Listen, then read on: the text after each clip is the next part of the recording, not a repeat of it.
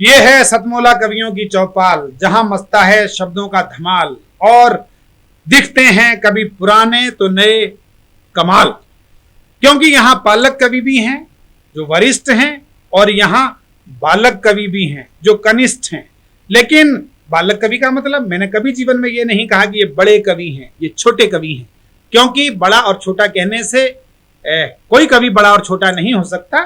कोई हमारा नवांकुर भी ऐसी श्रेष्ठ कविता कह सकता है कि हम कहें कि ये पालक नहीं है, ये बालक नहीं है, ये पालक है। और पालक है उन भावनाओं का जो पूरी देश दुनिया में पहुंचेंगी। मैं 4 पंक्तियां कहना चाहता हूं इस नए युवा कवि के लिए कि नवांकुर जब खुली हवा में चल देगा, इसे आपका प्यार बहुत संभल देगा। इसे नेह से सींचोगे, पानी दोगे तो यही वृक्ष बन तुम्हें कल को फल देगा। तो आइए स्वागत कीजिएगा हमारे बालक कवि का, नए कवि का, नई कौपल का, कि ये कौपल कल वृक्ष बन जाए और उस वृक्ष की छाया में हम सब भी आराम करें। स्वागत कीजिएगा बालक कवि, हमारे युवा कवि। मैं अनूप मिश्रा दीप त्यागी, दिल्ली में रहता हूँ और मेरी ज़्यादातर कविताएं प्रकृति पे हैं, पलायन पे या पेड़ पशुओं पे हैं। जो आजकल प्रकृति के ऊपर अत्याचार हो रहे हैं या पशुओं के ऊपर अत्याचार हो रहे हैं, मैं इसी विषय पे लिखता हूँ हमेशा। और इसी के मद्देनजर मैंने एक कविता लिखी है, वो है आओ चले गांव की ओर। इसमें शहर से जो आदमी गांव की ओर जा रहा है उसका ही मतलब पूरी व्याख्या की गई। आप भी सुनिए। उजड़े हुए महल को फिर से बना रहा हूं मैं, उजड़े हुए महल को फिर से बना रहा हूं मैं, और बुझते हुए चिरागों को फिर से जला रहा हूं मैं। उजड़े हुए महल को फिर से बना रहा हूं मैं, बुझते हुए चिरागों को फिर से जला रहा हूं मैं। कर ली है शहर वालों ने तरक्की बहुत, कर ली है शहर वालों ने तरक्की बहुत, इसीलिए बंजर खेतों में सोना उगा रहा हूं मैं। उजड़े हुए महल को फिर से बना रहा हूं मैं। सुना है उस गांव में अब सड़क बन गई है, जो गांव है, जो मेरा गांव है मतलब, सुना है उस गांव में अब सड़क बन गई है, टेढ़ी मेढ़ी पगडंडी अब तक टूट चुकी है। सुना है उस गांव में अब सड़क बन गई है, टेढ़ी मेढ़ी पगडंडी अब तक टूट गई है। खो चुकी है छांव, छांव मतलब जो पेड़ थे, खो चुकी है छांव शहर में मंजिलों के खातिर, खो चुकी है छांव शहर में मंजिलों की खातिर, इसीलिए उस पगडंडी पर हरियाली लगा रहा हूं मैं। उजड़े हुए महल को फिर से सजा रहा हूं मैं।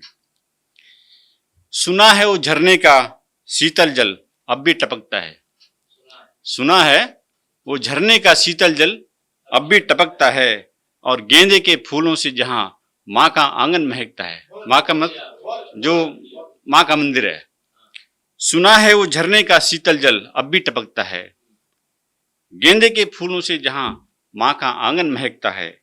मैली हो चुकी है नदियां, मैली हो चुकी है नदियां इन शहर वालों की खातिर, मैली हो चुकी है नदियां इन शहर वालों की खातिर, इसीलिए गंगा के उद्गम पर अपना घर बना रहा हूं मैं भी वहीं का हूं, मैं देवप्रयाग का हूं, जहां से ये अलकनंदा भागीरथी का संगम होता है।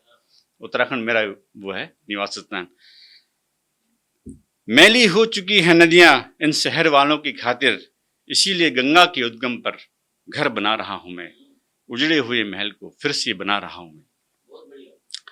सुना है वो बूढ़ा बरगद। अब ये बरगद कौन सा है? हमारे जब मैं स्कूल जाता था तो एक बरगद का पेड़ था, वहां पे क्या सब लोग अपना जैसे स्कूल से जाते थे तो वहां छाए में बैठते थे, जो आते थे मतलब, तो उसका है।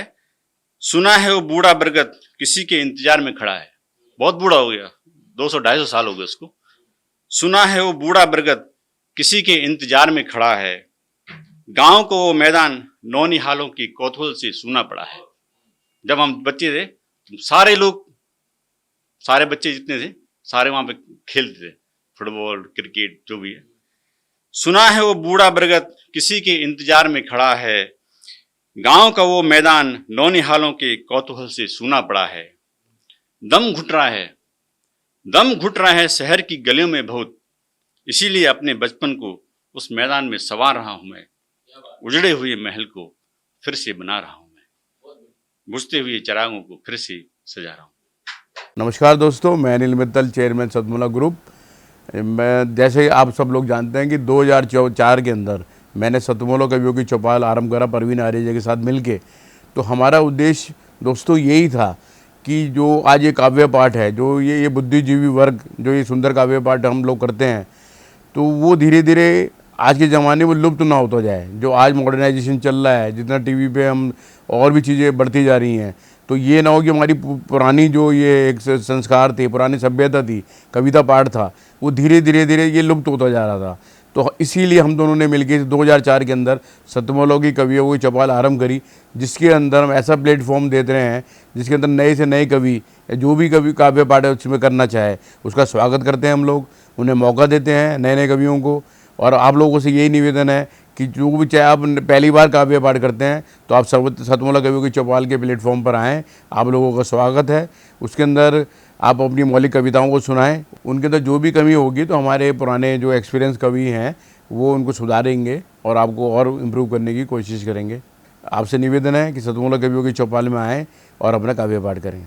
सतमोला कवियों की इस चौपाल में जितने भी कवि बंधु, साहित्यकार बंधु आज यहाँ आए हैं, मैं उनको उनका अभिवादन करता हूँ, उनको नमन करता हूँ। परवीन आर्य जी का ये जो प्रयास, सुंदर प्रयास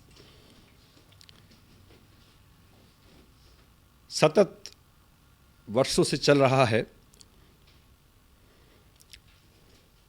मैं इसका एक साक्षी हूँ। नवअंकुर कवियों को जो ये मंच सतमोला कवियों की चौपाल जो प्रस्तुत करती है, ये बहुत सराहनीय और प्रशंसनीय प्रयास है।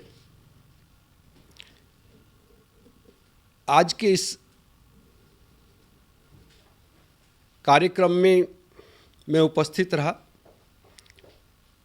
मैंने भिन्न भिन्न रसों के कवियों को सुना और अभिभूत हुआ।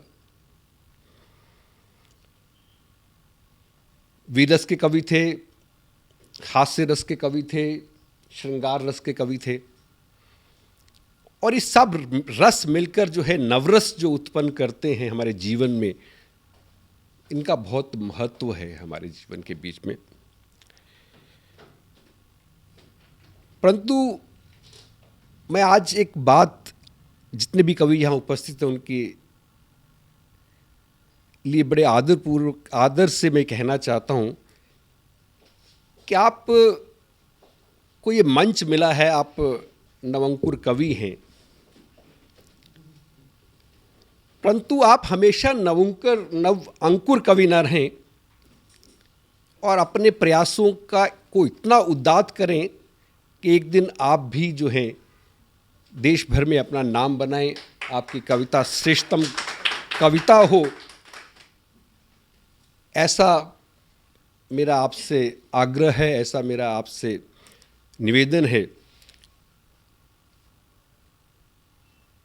आप में प्रतिभा है, आप उस प्रतिभा को अपने प्रयासों से और गहरा करें और उसमें गति लाएं, यही मेरी आपसे एक बार पुनः प्रार्थना है। इसी प्रार्थना के साथ मैं आप सबका पुनः एक बार धन्यवाद करता हूं, अभिनंदन करता हूं।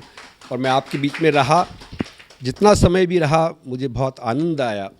मैं बहुत अच्छी यादें आज के इस कार्यक्रम से लेकर वापस जाने वाला हूं।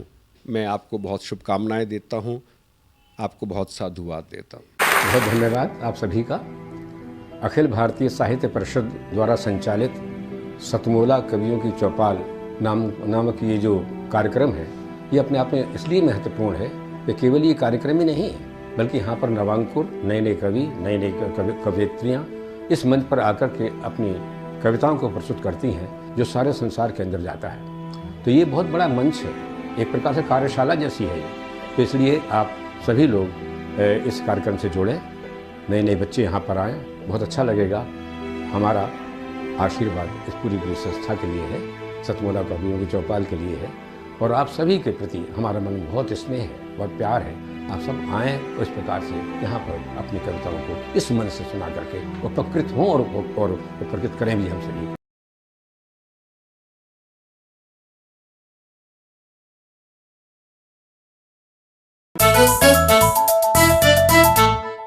जितना जी में आए खाओ, बस खाते ही खाते जाओ। डरने की क्या बात है जब सतमोला साथ है। टेस्ट है इसका सबसे निराला, हर दिल पर जादू कर डाला। स्वाद स्वाद में जमकर खाया, सतमोला ने खूब बचाया। खाने से डरता है क्या? सतमोला। सर, बिटिया रानी ड्राइवर के साथ भाग गई। भाग गई? जी, भाग गई। अरे कोई बात नहीं, उसे तो बचपन से भागने का शौक है। सतमोला खाओ, कुछ भी पचाओ।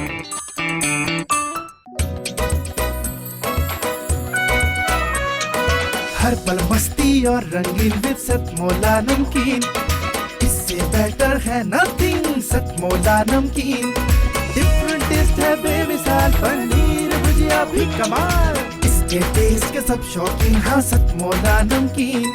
सतमोला स्वीट्स एंड नमकीन, इससे बेटर है नथिंग। हाँ सतमोला नमकीन। सीएम साहब, हमारे 30 विधायक अपोजिशन पार्टी में चले गए। अब आप सीएम नहीं रहे।